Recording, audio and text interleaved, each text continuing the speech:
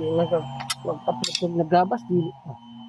Ngayon guys, titingnan natin kung paano mag-adjust ng kuryente sa chainsaw.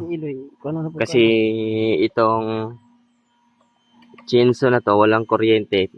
Tapos ngayon a-adjustan natin dito sa Latino. Dinadai mo kuryente di eh. Nandiyan yung adjuster dyan sa ilalim ng Kabuang. crank niya. Ito yung mekaniko ko guys. So, ayaw niya magpakita sa kanyang mukha kasi meron daw siyang kailangan gawin. Secret Anong kailangan kong gawin?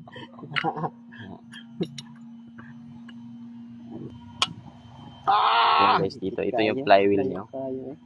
Ngayon, a-adjustan niya. Ganyan lang. Kuot-kuot lang daw guys.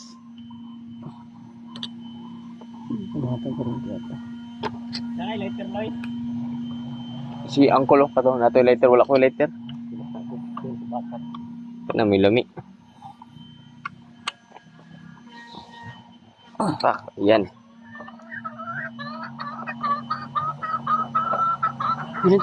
Bahala ka. Ikaw daw. Tangar ako nagkuhan.